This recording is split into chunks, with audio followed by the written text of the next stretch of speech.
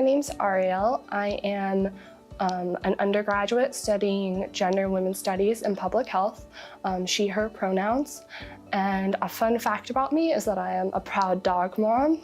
My freshman year, I took transnational feminisms with Professor Lou Bade, and just pretty much as a gen ed class. And it just gave me a really good foundation, and I thought, this is really important. This is a really good foundation for the work I want to do.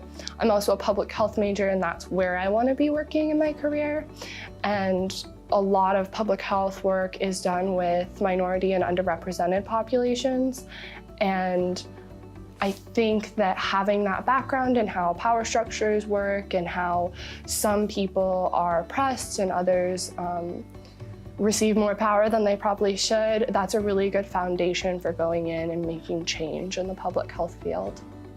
So my junior year, which was a year ago, I did a one-year-long internship with CIRO, or the Southwestern Institute for Research on Women, and I worked on their homeless women's project with Sister Jose Women's Center. So I spent a lot of time volunteering, a lot of time researching, but I also spent, I think it was 1.5 hours a week in a poetry group with the women at the center. It was a cohort of 7 to 10 women who were going through a program to help them boost their self-esteem, get into stable housing, get connected with the resources they needed. And part of that was also attending this poetry group.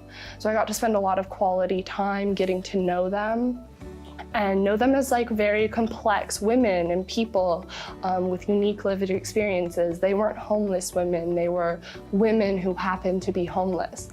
But another thing I saw throughout that experience was also that a lot of them shared experiences of childhood trauma, of substance use, of mental illness, of all these different factors that were very much influenced by or made worse by the inaccessibility of resources and by power structures in our society. So I think gender and women's studies gave me a really good lens to make that analysis and understand a lot of things that were going on.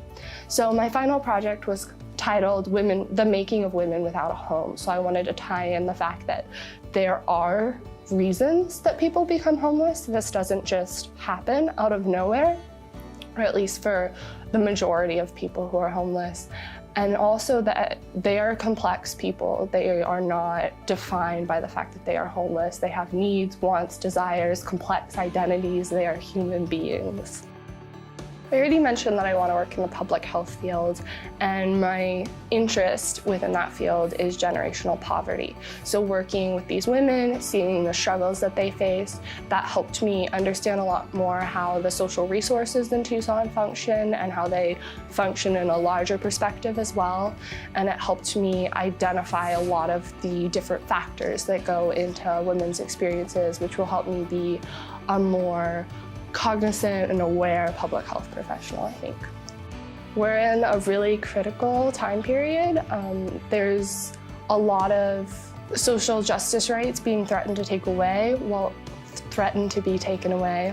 While we weren't at a great space 3 years ago, we also have lost a lot since then. So I think it's really critical that we continue to fight and continue to advocate for people who are both to move us forward into a new reality, but advocate for people who are having their rights threatened. Do it. It was a really good experience for me. I got a lot of really valuable context for my gender and women's studies class, gave me a lot of context that I could then better analyze what I was seeing in the field and really understand what was happening. So that helped me. That gave me a foundation for my internship experience, and then it also helped me take the experiences that I was having during my internship and apply them in the classroom, apply them to theory and really those thought processes that we go through in the classroom. And then my internship itself gave me that space to apply those ideas